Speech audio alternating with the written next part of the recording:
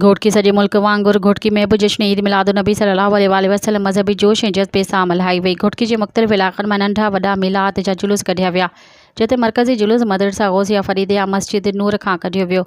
जुलूस जी अॻवानी सैयद इमामुद्दीन शाह जीलानी, सैयद ज़मीर हुसैन शाह जीलानी, सैयद शाहिद अली शाह जीलानी, सैयद रिज़वान नादिर शाह जीलानी, सैयद आशिक रसूल शाह जीलानी, मौलाना मोहम्मद ताहा सईदी, मोहम्मद अहमद चिश्ती, मोहम्मद यासीन सईदी, मौलाना जमील इंदड़, हाफिज़ अल्लाह वदायो लखन, फ़कीर अब्दुल रशीद नुनारी, मियाँ मुनीर अहमद जामी, मोहम्मद नवीद कादरी, ज़हीर सोलंगी, जाफ़र दायो सुल्तानी, हाफिज़ पुनहल सिकंदरी ऐं ॿिया करे रहिया हुआ।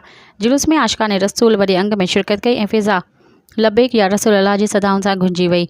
बाद में जुलूस पंहिंजे मुक़ररु कयल रस्तनि खां गुज़रंदो मेन चौक ते पहुतो, जिते जश्न ईद मिलादुन्नबी सल्लल्लाहु अलैहि वसल्लम जो मरकज़ी इज्तिमा मुनक़द थियो। जंहिंखे ख़िताब कंदे मुख़्तलिफ़ मज़हबी जमायतुनि जे अॻवाननि चयो त रबीउल अव्वल शरीफ़ बरकत वारो महीनो आहे, जंहिंमें अल्लाह जे आख़िरी नबी हज़रत मोहम्मद मुस्तफ़ा सल्लल्लाहु अलैहि वसल्लम हिन काइनात में आयो। हुज़ूर सल्लल्लाहु अलैहि वसल्लम जिन जे अचण सां असांखे ईमान जी दौलत सां नवाज़ियो वियो आहे। ईद मिलादुन्नबी मल्हाइण ईमान जी निशानी आहे। आशिकाने रसूल सल्लल्लाहु अलैहि वसल्लम क़यामत ताईं नामोसे रिसालत जी हिफ़ाज़त कंदा ऐं ईद मिलादुन्नबी सल्लल्लाहु अलैहि वसल्लम नबी करीम सल्लल्लाहु अलैहि वसल्लम जे अचण सां दुनिया मां जहालत जी उंधाए ख़त्म थी वेंदी। मौजूदा मसइलनि जो हल रसूल सल्लल्लाहु अलैहि वसल्लम जी पैरवी में आहे। इन मौक़े ते सिक्योरिटी जा सख़्त इंतज़ाम कया विया हुआ।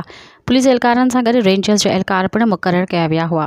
मज़ीद ख़बरनि ऐं तफ़सीलात लाइ विज़िट कयो असांजी वेबसाइट www.awamiNewsHD.com ऐं ॾिसंदा रहो अवामी न्यूज़ HD।